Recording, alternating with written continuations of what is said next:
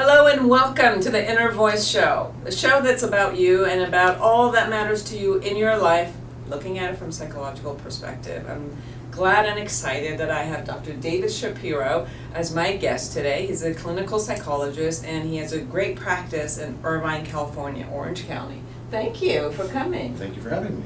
I know that we've been talking a couple of weeks about you coming and being with us and in our audience. One of the reasons that I have spoken to Dr. Shapiro and asked them to join us has been that we were talking a lot about strategic psychotherapy and different kind of backgrounds which we both kind of came from, and a couple of mentors and teachers that we both loved and they had mentored us. So we connected in the ways that we both understood how psychotherapy worked for us and worked for our clients and you at large.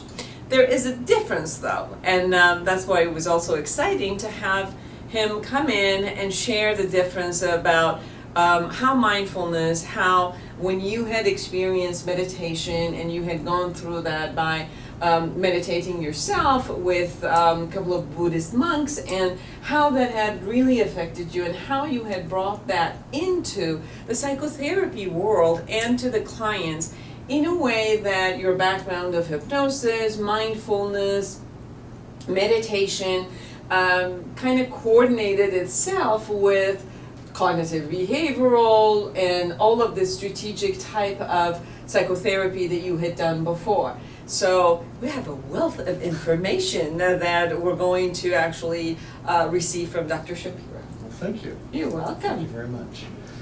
Yeah, as Dr. Zeine was saying, one of the things that I've really benefited from was learning about meditation at the same time that I was studying clinical hypnosis with our common teacher, Dr. Michael Yapko.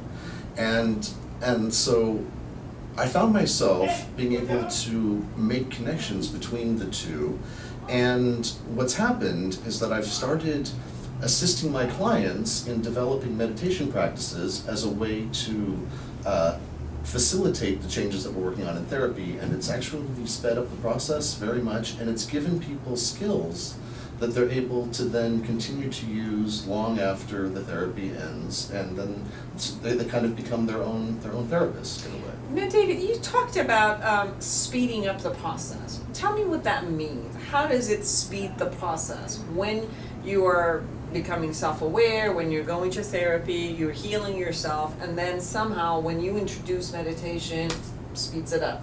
Okay, that's a really great question. And when we talk about meditation, we're talking about a variety of different types of practices, and they each have applications in different ways for different purposes. So the first type of meditation that almost all meditation teachers teach is what's called calm and abiding meditation. We want a person to be able to learn how to calm themselves down, and almost always it involves a focusing on the breathing, starting to slow it down.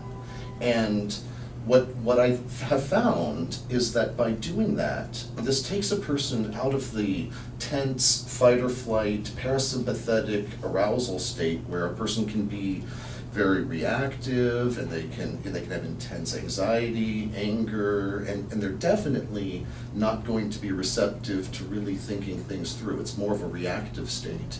And so in the very beginning of therapy, teaching a person how to calm themselves down makes them receptive to then engaging in therapy, but it also gives them skills to disrupt anxiety, anger, different kinds of patterns that are holding them back in their life, and then they're able to sit and be present when they're speaking to their spouse, or be able to overcome a panic attack and so forth. But again, that's just one of many types of meditative strategies, and so it'll be exciting as we have this conversation and we start thinking about how different particular techniques and strategies can be used as an adjunct to help the goals that we're trying to accomplish in therapy. One of the things that I told David at one point, we're sitting and doing a meditation with some of the Buddhist monks, and about 10 minutes, probably less than 10 minutes, I just kick out. Mhm. And then I start getting frustrated, and then if you make me sit, I get pissed, and then I get physical sensations, and all of my body starts aching, and then I get more frustrated. Then why do I have to sit here and be in pain? So I was going through this while he was sitting there calmly with a smile on his face, with his, eyes closed. And so we ended the session, and then I asked David, I'm like, how can you sit there for so long while I cannot handle and tolerate beyond 10 minutes? And I've tried to do that for so long, and then you had a great answer for me. Well, I can't remember what my answer was to you. But I do, I'll tell you. yeah, I'm really looking forward to hearing it, because sometimes I say things and I surprise myself. But one of the things that I've found for myself is that actually I had to learn how to be able to find a comfortable place to sit in. And so that's why I find that practicing on a regular basis actually builds up the person's capacities.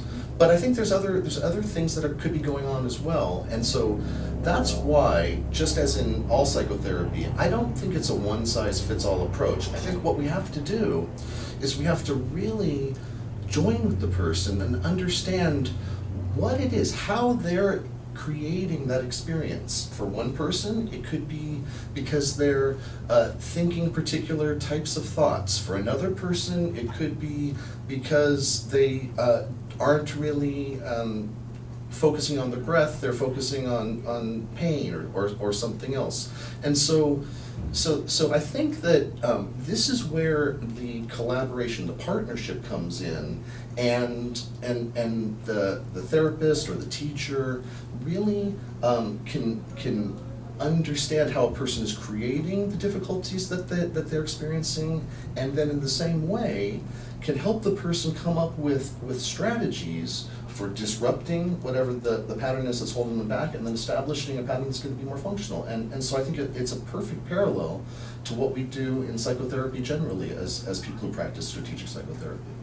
Absolutely, I believe in what you say, that it's not a one-size-fits-all. Every one of us respond to something different.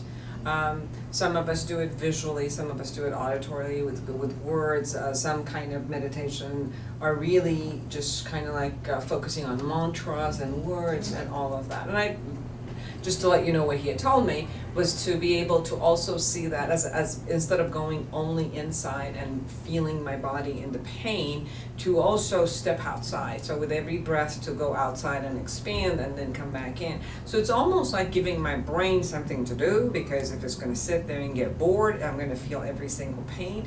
So it's giving it something to do where it could also expand itself externally with visualization, which I'm very visual.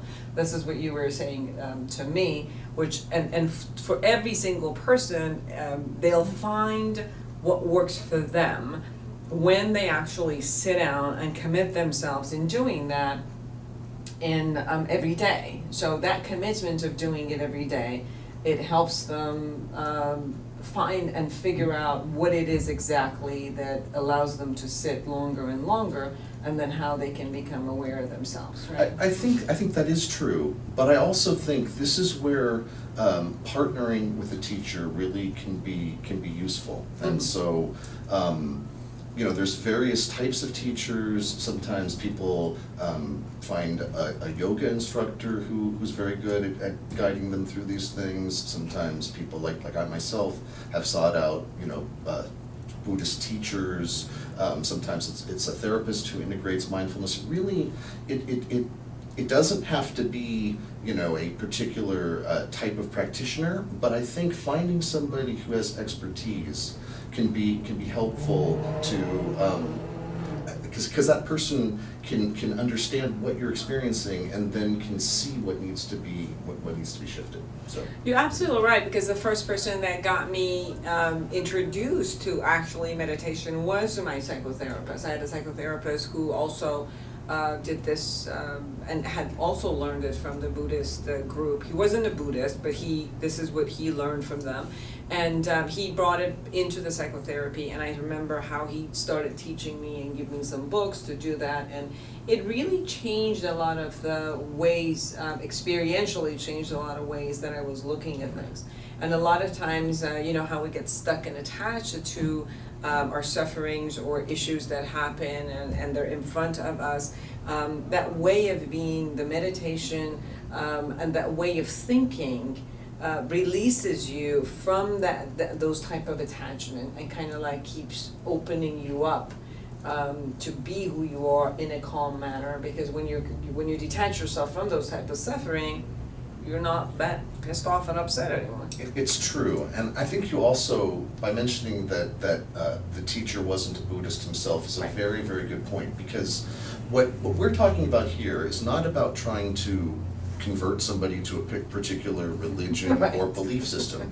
What we're talking about is drawing upon the practices and the teachings and the wisdoms that are offered in various traditions. I think we could probably reach into the Zoroastrian tradition Yes. to harvest very, very wonderful useful gifts. Sufism, Zoroastrianism, All right. yeah, a lot of the different mystical concepts.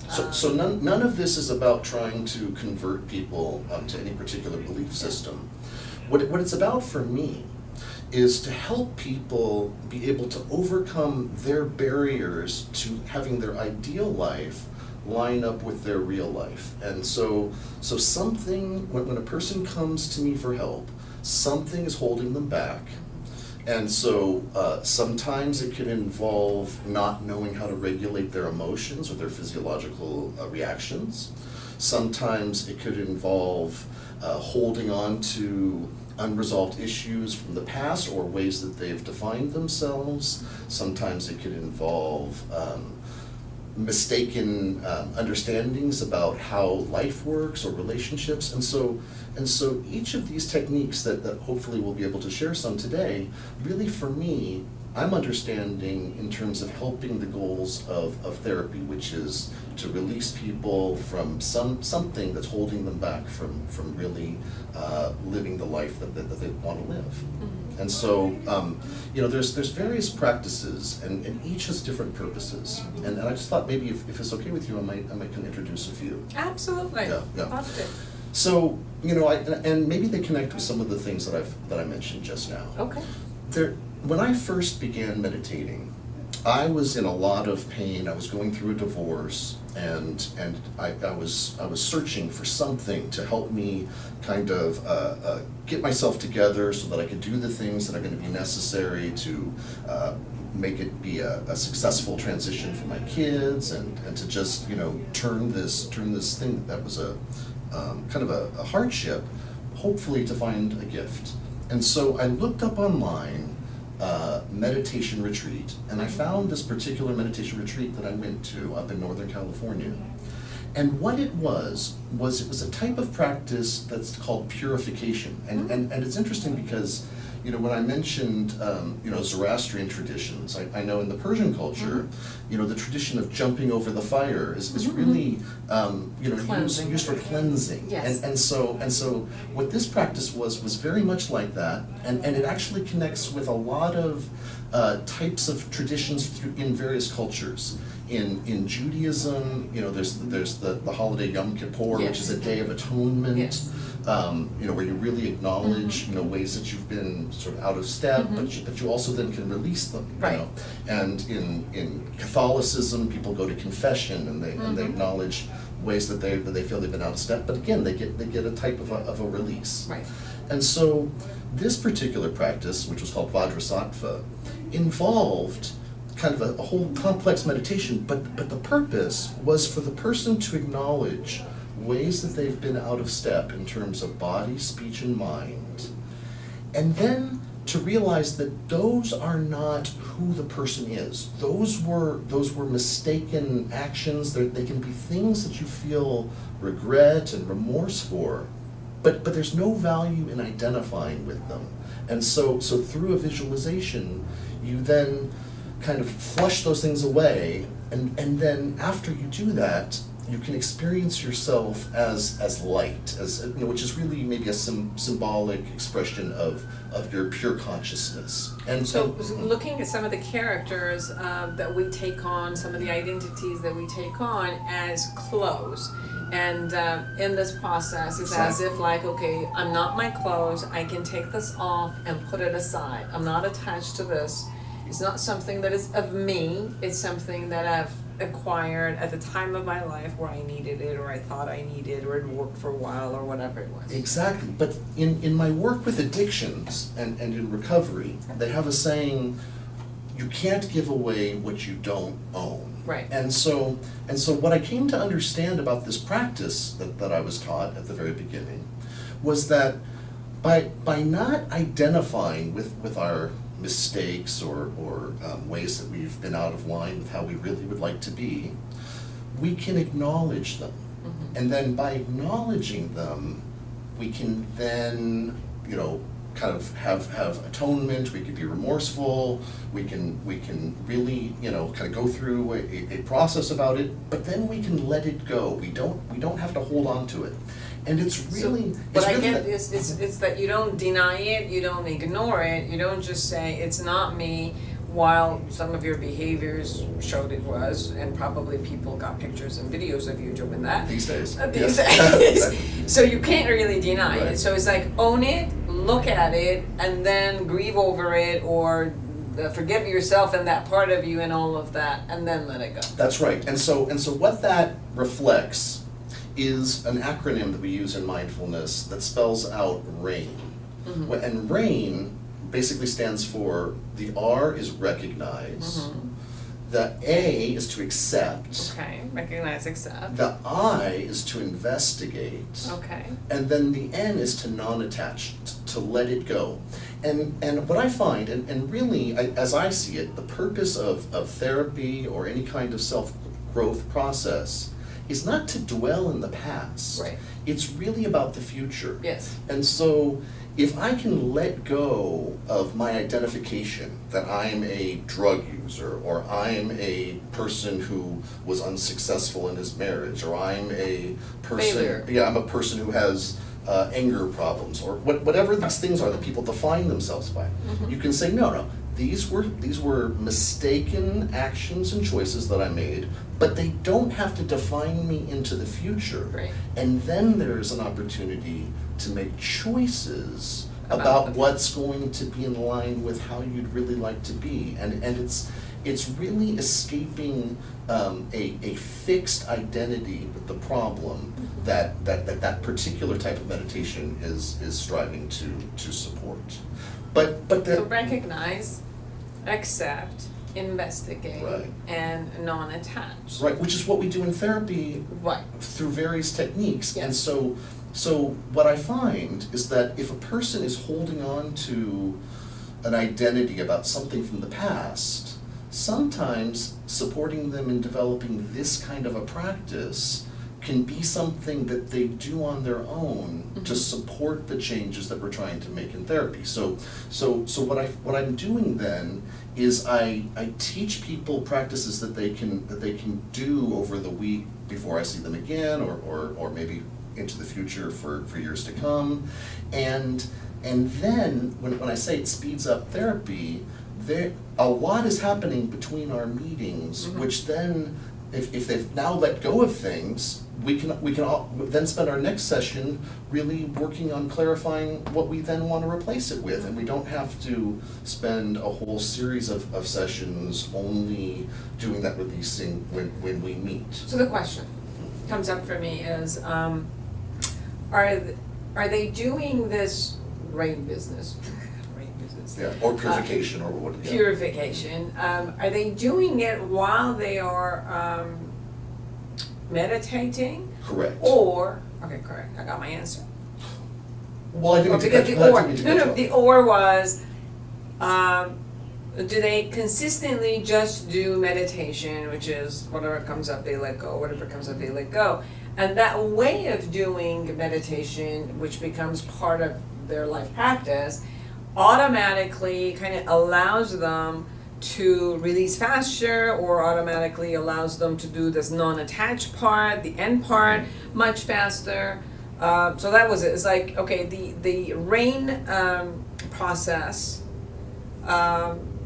recognizing, acceptance, investigating, and non-attachment. The RAIN process, is it happening on a conscious level where they're actually sitting there going through the process? Or is it you have to go into a meditative state to do that? Is my questions okay? No, you raise a great question. Okay. You raise a great question, and I really think it's a little of both. Okay. But it really now takes me to another level that I wanted to share. Okay.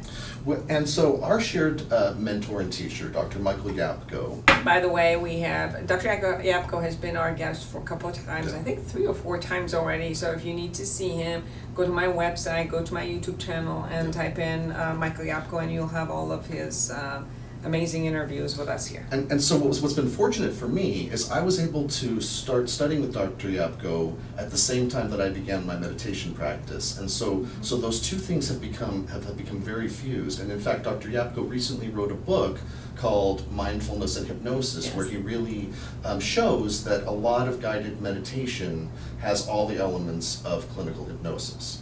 And so what I wanted to tell you is that I really believe that when I'm teaching meditation techniques, I'm really teaching self-hypnosis. Mm-hmm. And so what I believe a person is doing is they are using that time that they're doing the meditation to process things that they're holding on to, and they do get release. But then I believe that carries forward into now how they're interacting and living in the world, such that they're no longer identifying with those things, or if they start identifying with things, they can quickly kind of go through that process of recognizing, accept, investigate, non-attaching just in their day-to-day life, and it actually establishes a new approach to living. And so really all of the techniques that I'm going to be sharing with you, and that maybe I could share in the future with your audience if they'd like to follow up with me, is really teaching a person how to do what we do in hypnosis, but for themselves. And so there's another kind of a meditation that I can share with you that has another application, Absolutely. which I think has to do more with relationships. Okay. And so interestingly, when we talk about mindfulness, that really makes reference to mind. And in Western culture, we think about mind as our brain. Right. But in other traditions, they really think about mind very much connected with heart. And so Like a gut concept. exactly, feeling, and so in my background, in my my therapy training, there was a big emphasis on the importance of people developing the capacity for empathy and using empathy in relationships, and also perspective taking. And that has applications for marriages, romantic relationships. It has applications for people who transgress on the rights of other people, and so forth. And there was a particular theorist that I really studied a lot, Alfred Adler, who shared this notion of social feeling. He said that it's a German word, it's like Gemeinschaftsgefühl or something like this. But it really, some people call it social interest, some people call it social feeling, but it's that sense of a connection with other people, really caring about other people, Right. feeling a part with other people. Connection. Exactly. And so there are particular meditative practices that we do to increase loving kindness, to increase compassion, and so... Which we all need in this world. And definitely, and sometimes when a couple comes in and I'm working with them and they've built up so much resentment and hostility, then I can tell that in addition to decreasing their anger and reactivity, we really need to reconnect with the positive feelings of care that they've gotten disconnected from. Absolutely. And so there's a couple of different meditations that I'd like to share with you. Mm-hmm. One of which is called Tonglen, which is a very interesting compassion building exercise that was developed by Pema Chodron, who's a well-known meditation teacher. And what Tonglen involves is, after you get into the meditative state, you actually imagine yourself breathing in the pain of the other person that you're having some sort of difficulty with. And then you imagine yourself on your exhalation breathing out what they need. And that's interesting. And so what I oftentimes will do with a couple is I will have them do meditation before we do our sessions, and then set up a process of doing meditation before they start having, I like to have them get together and connect and communicate on a nightly basis. I have this image of them drinking herbal tea and rubbing each other's feet and maybe, kind of starting to open up and connect more. And so I help them prepare for it by first getting out of a reactive state and getting themselves very, very centered and present. But then I'll give them the assignment of imagining what their partner is struggling with, breathing it in, and then giving them what they need. And so if both of them are doing that, you can almost imagine like an infinity kind of a symbol, Right. And it's like how plants breathe in our what we exhale, and we breathe in the oxygen that they give off. And that's such a great metaphor for what we can do in a positive relationship. It's interesting because my brain, logic understands what you say, but it was interesting that the minute you say we're going to breathe in, the first thing I projected into it was that we were going to breathe in the love of the world. And then suddenly you said the word of, we're going to breathe in the other person's pain. Exactly. And my body was like, no. That ain't gonna happen. I have enough pain myself. I choose not to have anybody else's pain, and let alone breathe it in. I don't think so. Exactly. So it was interesting that it was this kind of a experience. And I mean, as you were talking about it, it opened up, and it was like, oh, what a great idea, and all of that. So again, my brain has it, but it was interesting that how the initial reaction of my whole essence of my body was like, no pain. And I don't want anybody's pain. And I'll tell you that I had the same reaction. Right. When I was first learning about it, I think the teacher was saying it, and I thought, oh, you misspoke. You meant to say, I'll breathe in all this clean, wonderful, and you said I'm breathing in something not so good. But that disrupts. What's so wonderful about these techniques is it goes so perfectly with what we've learned in our training with Dr. Yapko. Yeah. It disrupts an assumption that we have. Right. And so if you think about in life, if we all walk around with that attitude that I don't want to hear about your uncomfortableness and only bring me pleasant stuff, then you can see that that's going to really limit our connection. Yeah, there was an article that I read, actually I think in Huffington Post, that said that the United States culture, American culture, is all about excellence and being happy and being great. That's why even when you meet somebody and you say, how are you, you usually expect to hear great. Right. And if you don't hear great or excellent or wonderful, even if you just say fine, even if you say okay, even if you say all right, not even bad or sad or mad, just even these neutral positive, it's like neutral positive, even that, it's turned around as if like, what's wrong with you? So it has to be this kind of a greatness that it puts it. And then versus a lot of the Eastern culture, and some of us, my own culture, Persian culture, where when you say, how are you? If you tell somebody I'm great and I'm doing wonderful, the conversation stops. Yeah, right. And then, so therefore you actually have to come up with, I have a pain, I have to tell you, there's this thing going on, and I have to tell you about so-and-so. So it just like, we share pain versus like greatness. Exactly. So it's very interesting how cultures are different about this concept too. But here's the interesting thing, and I think this is a very important assumption. It's what do we do with the pain? Right. I told you that a lot of these gifts that I have to share came out of a very difficult time for me when Yes. I was going through a divorce. Yeah.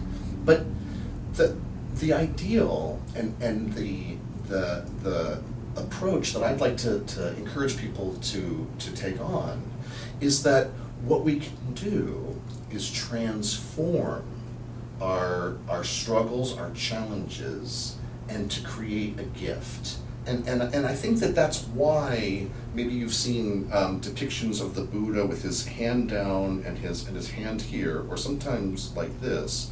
What it's symbolically saying is, out of this dung, out of this suffering, out of all of this, I can transform it, and a lotus blossom can be formed, right? Just like a water lily makes a lotus blossom out of just the droppings from the fish. And so this is the gift that I want to suggest to folks as they're listening right now, is that by not avoiding your challenges, but rather by engaging with them constructively, you can then have an opportunity to do something about it, which can make something very beautiful. And so that's the Tonglen practice is a little bit advanced. I think I would probably do some preparation for the couple to be able to understand that idea of kind of transformation and processing. But then what's neat is to then be able to support them in communicating in a way that now follows up on that Experience. on that understanding that they cultivated Right. through this internal process. Right. So beside the beginning expression of my body saying no, as you were explaining it, it's also brings up this concept of there's such a beauty in, especially in intimate relationships, and all relationships, but I think especially in the intimate relationship, to know that you weren't just heard, you weren't just seen, but you were also felt. Yes. And this is what you're saying with that type of meditation, Exactly. which is you allow yourself to feel the other person, and That's when it. you feel the other person and intend to give them back whatever it is that they're needing, such as if they're fearful, maybe they need safety and security. Yeah. If they feel alone, you give them companionship, That's it. whatever it is that the extent. That brings such a concept of togetherness and connectedness. And this is just more than anything, just intentionality. And it's so beautiful that with that type of intentionality, we can create this type of a movement between two people where it can bring them closer just by the virtue of allowance to feel each other. You're right. But the problem with many types of therapies is that the therapist doesn't do preparation of the individual to be able to have that positive They have to be energy. open enough. Right. Right. And so very often we'll throw people in a room together and we'll try to facilitate this kind of thing through couples counseling. But if the people haven't prepared themselves to be open and understand how to do that, then a very hurtful thing could happen. Don't try this at home without us, man. Well, yeah, I make myself vulnerable, and you don't want to hear about it. You Right. just want to talk about what you want to talk about. Oh, that's so painful.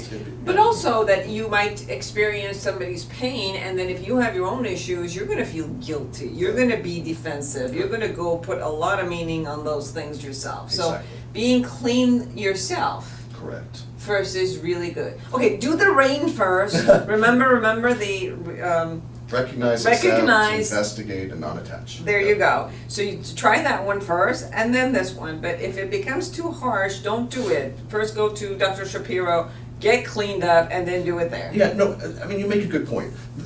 When I'm sharing these, I'm not really saying like, don't go out and just try to do this at home. What I'm doing is I'm explaining to you how I integrate these internal processes to support therapy in a way that helps therapy go so much more smoothly and so fast. And I'll just have to say that since I've been taking this integrated approach, my clients are getting better so quickly. Yeah. And people have been going online and on Yelp and other places writing about their experiences. It almost sounds too good to be true, but it's actually happening, and the reason is because I'm using these internal processes that people can practice and strengthen to support very strategic therapy that's guided at exactly what needs to be disrupted and then what needs to be established for that person or for that couple. And really, it doesn't take very long, and what's great is once people have these skills, they can continue to use them for years to come. But I also think it's very important what you said, that we need prerequisites to some more advanced concepts and things that we do. So obviously, if I'm just beginning to meditate, or I'm just beginning to create self-awareness and cleaning up a lot of the stuff that I have, obviously going into together with an intimate relationship and going very deep processes, if I'm not ready for it, that it might backfire. That's right. So I agree with you with the prerequisite of what needs to happen before you go deep. The same way, like, you can't, if you've never swam, you can't just jump into an ocean and start swimming. You need to start with, and build the skills of swimming before you go into rough waters. And sometimes in relationships, there are rough waters. And that's why I think working with a very skilled teacher or therapist teacher is very useful, because that person is understanding exactly where you're at. Because what can be medicine to a person at one stage in the process can be poison to a person at another. And so the skilled practitioner will be giving exactly what's needed for that person given that situation. Yeah. And so, I mean, I could go on and on about some of these different techniques, but I think what I mostly want to do is I mostly wanted to just get the word out to your viewers that if they are interested in doing some internal work in conjunction with therapy, it can be very, very useful, and it doesn't take very long, and it's something that I'm not the only person who does this. So if people wanted to get in contact with me and were looking for a practitioner who might be able to help them work in these ways, I would be glad to just be a resource and connect people. But I wanted to let people know that this is being done, and it's not voodoo. No. It's not trying to convert people. It's really skillfully helping people learn how to develop the capacity to make internal changes that will then allow them to manifest outward changes. One of the interesting concepts as you were talking brought up for me that we all have certain idea about meditation. Depending on where we learned it, depending on where we heard it, we all have specific ways that we think of meditation. So I think one of the interesting concepts that I just heard from you is meditations can be so many different things, and such an experience or an exercise, it's meditation and it's focusing. And I remember Dr. Yapko always saying hypnosis means focusing. It's just, where do you choose to focus? And when you bring your 100% focus into one area, that's what a hypnotic stage looks like, because that's what you're doing. So it's interesting that we have an already listening for terminologies. Like, people already have some sort of an idea about what a hypnosis is, or what self-hypnosis is, or what a stage hypnosis is, having you bark like a dog, or what meditation is, and what meditation does. And I think that as you were talking about the different types of, like, two specific intervention or two specific techniques that you were offering our audience, they were both meditative. You put it inside the conversation of meditation, and yet one of them was very, very active. We actively, with our mind, looking at what it is, we accept with emotions, we investigate with our mind, and then release and create non-attachment with our emotions. So it's a very active process while we're in meditation.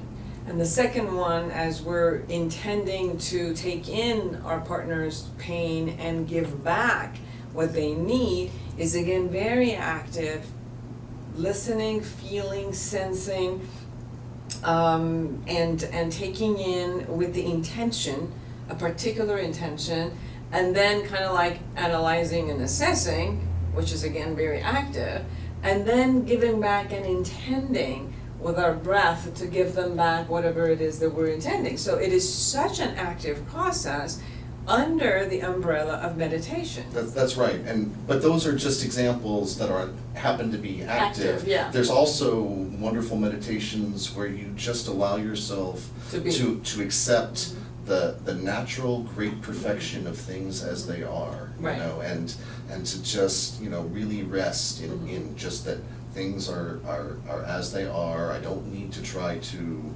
impose. I can really just accept, and so there are ways to facilitate that as well, and they all have their place, and it's really a matter of understanding what a person is needing, and it's not one size fits all, and that's where I think the collaboration with a really skilled teacher comes in.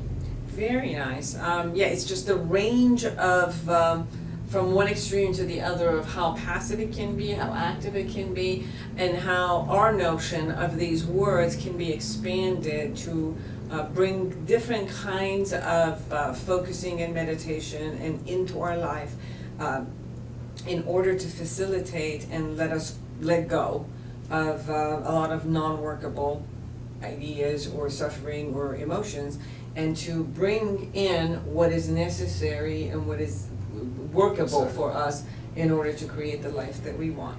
Thank you for being here. I know you drove a long way from Irvine in this traffic of Los Angeles, so I'm hoping definitely that you join us again and in this show and other show about addiction. Thank you, all of you, for being with us. If you need to speak with Dr. Shapiro or contact him, his website is on the screen that you can see. If you like to go to my website and go to the YouTube channel, and you can have all the interviews with Dr. Yapko or Dr. Siegel, a lot of people who have talked about and have worked on mindfulness and hypnosis, and hopefully we'll see you again next week. Thank you for coming. And best of luck to everybody in whatever it is that you're wanting to happen in your lives. Have a great day. Create a wonderful world for yourself. Bye-bye.